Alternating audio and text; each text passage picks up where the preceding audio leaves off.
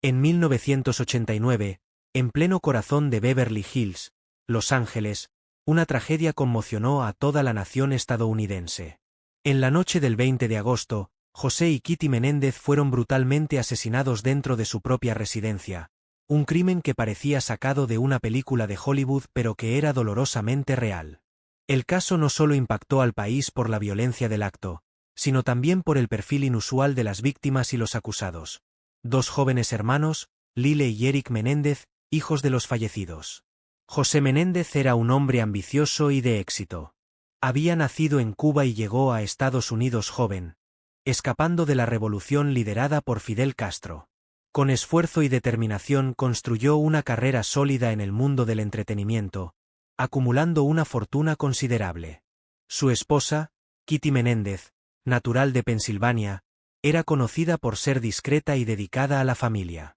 Juntos formaban una pareja aparentemente perfecta, con dos hijos adolescentes que vivían en una mansión ubicada en una de las zonas más exclusivas de California.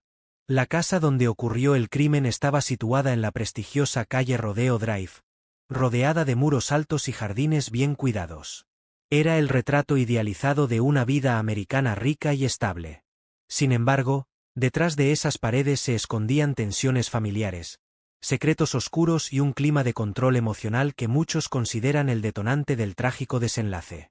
Esa noche, José y Kitty estaban viendo televisión tranquilamente en la sala de estar, cuando fueron sorprendidos por disparos múltiples que les quitaron la vida. Los cuerpos presentaban heridas mortales en la cabeza y el cuello, y la escena era caótica. Sangre salpicada en las paredes y muebles tirados por el suelo. No había señales de entrada forzada ni lucha corporal, lo cual generó sospechas desde el principio. Lyle y Eric, entonces de 18 y 16 años respectivamente, habían salido esa noche a jugar billar y supuestamente regresaron poco después de la medianoche. Al encontrar a sus padres muertos, llamaron a la policía. Pero su comportamiento posterior despertó alertas. En lugar de mostrar duelo, parecían más interesados en el cambio de estilo de vida que vendría tras la muerte de sus progenitores. En los meses siguientes, los jóvenes gastaron miles de dólares en automóviles de lujo, viajes internacionales, ropa de diseñador y fiestas extravagantes. Esta conducta consumista contrastaba fuertemente con la imagen esperada de dos hijos que acababan de perder a sus padres bajo circunstancias tan violentas. Además, testigos cercanos revelaron conversaciones incriminatorias, incluyendo comentarios sobre deseos de liberarse de sus padres. Las investigaciones iniciales consideraron la posibilidad de un robo o venganza, ya que José tenía algunos enemigos debido a su trayectoria profesional. Sin embargo, conforme avanzaba el tiempo, las pistas comenzaron a apuntar directamente hacia sus propios hijos. La falta de un álibi sólido, el acceso a armas y ciertas contradicciones en sus declaraciones hicieron crecer la presión sobre ellos. Finalmente, la confesión de Eric durante una sesión terapéutica fue crucial. Allí admitió haber cometido el crimen junto a su hermano. Aunque inicialmente protegida por el secreto médico, esta información terminó siendo utilizada como prueba en su contra. Este detalle generó debates legales sobre hasta qué punto debe respetarse la privacidad entre paciente y terapeuta. Con base en estos elementos, Lyle y Eric fueron arrestados y acusados formalmente de homicidio en primer grado. Durante los interrogatorios posteriores, surgieron nuevas inconsistencias en sus versiones, reforzando aún más las sospechas. Mientras tanto, la prensa mundial seguía cada movimiento del caso, convirtiéndolo rápidamente en uno de los eventos judiciales más mediáticos de la década. Los medios destacaban imágenes de los jóvenes sonriendo en fiestas y mostrando sus nuevos vehículos, contrastando con la gravedad del crimen del que eran acusados. Las grabaciones clandestinas realizadas dentro de la prisión revelaron conversaciones frías y calculadoras, donde Lyle mencionaba que todo estaba bajo control, mientras Eric parecía tener pocos remordimientos. El juicio, que comenzó en 1993, duró más de 6 meses y atrajo la atención de millones de personas.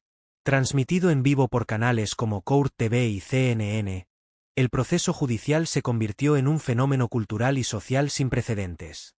Testimonios de terapeutas, amigos, expertos forenses y análisis psicológicos llenaron las audiencias, mientras el país entero debatía si los jóvenes eran criminales fríos o víctimas de un ambiente familiar tóxico. Durante el juicio, la defensa intentó justificar el crimen como resultado de abusos físicos y emocionales prolongados por parte de José Menéndez. Eric afirmó haber sido víctima de abusos sexuales repetidos por su padre desde muy joven, mientras que Lyle describió una infancia marcada por humillaciones constantes, exigencias extremas y un régimen de control casi militar. Estas revelaciones dividieron opiniones. Para algunos, representaban una historia trágica de trauma infantil que pudo llevar a un acto desesperado. Para otros, eran simples excusas para evadir responsabilidad penal. La promotoría, por su parte, insistió en que el crimen fue premeditado y motivado principalmente por interés económico. Una de las pruebas más impactantes presentadas fue la serie de conversaciones grabadas entre los hermanos dentro de la cárcel. En ellas, discutían planes de viaje, compras futuras y cómo manejarían su nueva vida sin los padres. Esas palabras, cargadas de frialdad, minaron cualquier intento de presentarlos como víctimas. Además, se presentaron documentos financieros que demostraban cómo los jóvenes habían comprado armas legalmente, practicado tiros en clubes especializados y planificado el crimen con anticipación. Todo esto reforzaba la idea de que el asesinato no fue un acto impulsivo, sino un plan deliberado y ejecutado con precisión. A pesar de los esfuerzos de la defensa, el jurado no se dejó convencer. En julio de 1996, Lyle y Eric Menéndez fueron declarados culpables de doble homicidio en primer grado. No hubo indulgencia.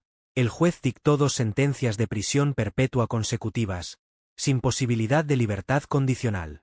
La noticia fue recibida con aplausos discretos por algunos miembros del público, mientras otros lamentaron la dureza de la pena.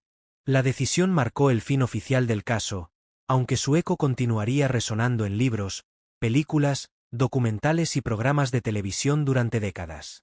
Desde entonces, los hermanos han cumplido su condena en instalaciones de máxima seguridad. Aunque inicialmente estuvieron separados, eventualmente pudieron compartir algunas áreas comunes dentro de la prisión. Ambos participaron en actividades educativas, obteniendo diplomas y trabajando en talleres dentro del sistema penitenciario. A pesar de sus esfuerzos por reinserción, ninguna solicitud de revisión de sentencia ha tenido éxito. Sus apelaciones, solicitudes de tratamiento psiquiátrico o incluso transferencias a centros menos restrictivos han sido sistemáticamente rechazadas por el sistema judicial. Hoy, décadas después, Lyle y Eric siguen encarcelados, llevando una vida monótona y controlada.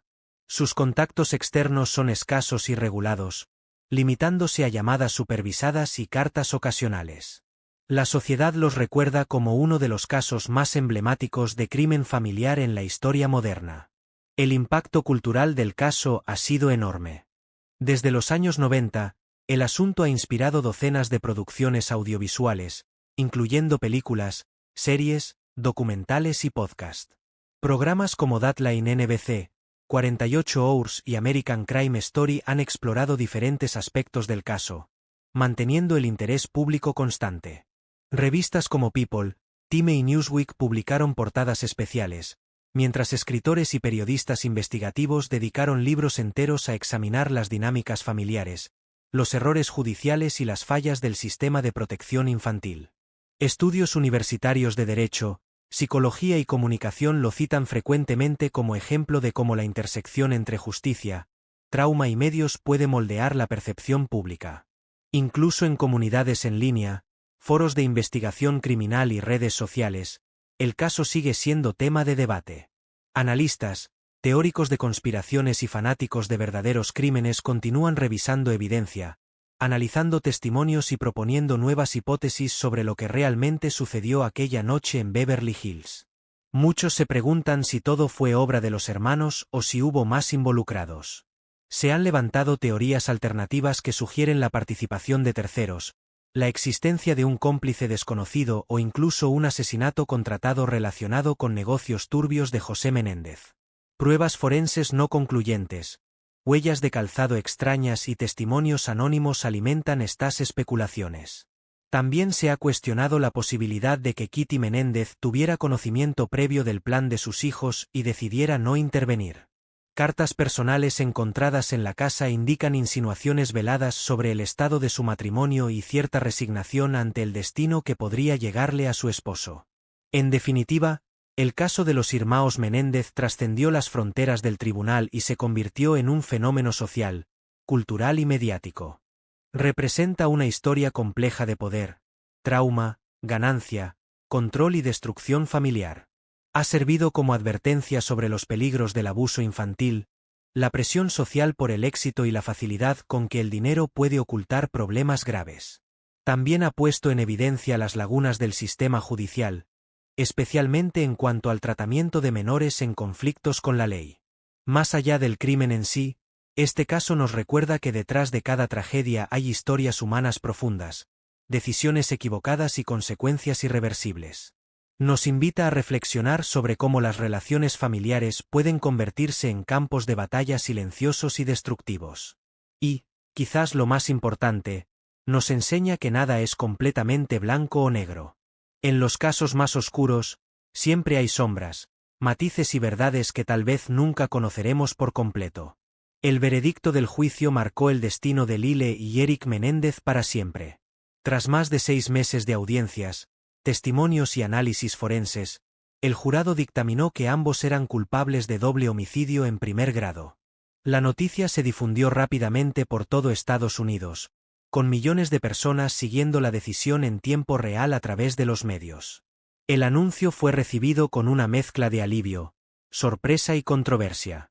Algunos consideraron que la justicia había actuado correctamente, mientras otros sintieron que 2 jóvenes habían sido juzgados tanto por sus acciones como por su estilo de vida y riqueza. El juez encargado del caso, Stanley Weisberg, leyó la sentencia con solemnidad. Prisión perpetua sin posibilidad de libertad condicional. La defensa intentó hasta el último momento reducir la severidad de la pena, destacando los informes psicológicos que mostraban traumas infantiles, abusos emocionales y un entorno familiar profundamente disfuncional. Sin embargo, el tribunal no aceptó estos argumentos como justificación para un crimen tan brutal. Los promotores insistieron en que el acto había sido premeditado y ejecutado con frialdad. Mencionaron las armas compradas legalmente, los entrenamientos en clubes de tiro y las conversaciones grabadas dentro de la prisión donde los hermanos discutían planes futuros sin mostrar remordimiento. Con la sentencia firme, Lyle y Eric fueron trasladados a instalaciones penitenciarias de máxima seguridad. Desde ese momento, comenzaron una nueva vida completamente diferente a la que habían conocido. Antes rodeados de lujos, ahora compartían celdas pequeñas con criminales violentos y pasaban días monótonos bajo vigilancia constante. Aunque inicialmente permanecieron separados por cuestiones de seguridad, eventualmente pudieron verse en áreas comunes como el patio y la cafetería. Dentro de la prisión, buscaron mantenerse ocupados con actividades educativas, obteniendo diplomas y participando en talleres laborales. Ambos escribieron cartas a grupos religiosos y terapeutas, buscando apoyo emocional y reflexionando sobre sus vidas. Algunos especialistas interpretaron estos esfuerzos como signos de arrepentimiento y búsqueda de redención, aunque otros lo vieron simplemente como una estrategia para mejorar su imagen ante posibles revisiones judiciales. Durante los años siguientes, presentaron múltiples apelaciones solicitando revisión de sentencia, tratamiento psiquiátrico o incluso transferencia a centros de rehabilitación. Sin embargo, todas fueron rechazadas. El sistema judicial mantuvo firme su postura. Los hermanos deberían cumplir sus penas hasta el final. Hoy, décadas después, Lyle y Eric continúan cumpliendo condena. Sus visitas son escasas y reguladas, limitándose a llamadas monitorizadas y correspondencia ocasional. Amigos y familiares distantes intentan mantener contacto, pero la distancia física y emocional es cada vez mayor. El impacto mediático del caso trascendió las fronteras del tribunal. Durante los años 90, prácticamente todos los canales de noticias cubrieron el juicio en vivo, convirtiéndolo en un fenómeno nacional. Revistas como People y Time publicaron portadas exclusivas, mientras documentales y programas especiales analizaron cada detalle del proceso. El caso inspiró libros investigativos, películas y series como Menéndez, Blood Brothers y Monsters Inside. En plataformas como Netflix y HBO Max, nuevas generaciones descubrieron la historia, asegurando que el interés público no desapareciera con el tiempo. Pero también generó debates académicos sobre cómo la presión mediática puede influir en un juicio. Algunos expertos argumentaron que la cobertura televisiva afectó la imparcialidad del jurado, mientras otros defendieron que dio voz a víctimas silenciadas por el miedo o la vergüenza. En cursos universitarios de Derecho, Psicología y Periodismo, el caso se utiliza frecuentemente como ejemplo de cómo la intersección entre trauma, justicia y medios puede moldear la percepción pública de un crimen. Sin embargo, aún quedan preguntas sin respuesta. Una de las teorías alternativas sugiere que los hermanos no actuaron solos, sino con la ayuda de un tercer hombre cuya identidad sigue siendo desconocida. Huellas de calzado encontradas en la escena y muestras de ADN no compatibles con ningún sospechoso alimentan esta hipótesis. También ha habido quienes cuestionan por qué nadie escuchó los disparos, considerando que la casa estaba ubicada en una zona residencial. Esto llevó a especular que los tiros podrían haber sido amortiguados por un silenciador, algo que no fue investigado oficialmente. Otra teoría menos popular señala que Kitty Menéndez podría haber sabido sobre los planes de sus hijos y decidido no intervenir. Cartas personales encontradas dentro de la casa incluían referencias veladas a la muerte de José, lo que generó dudas sobre su rol en los hechos. Investigadores independientes han solicitado repetidamente la reapertura del caso utilizando nuevas tecnologías de análisis de ADN y huellas digitales, pero todas las solicitudes han sido denegadas.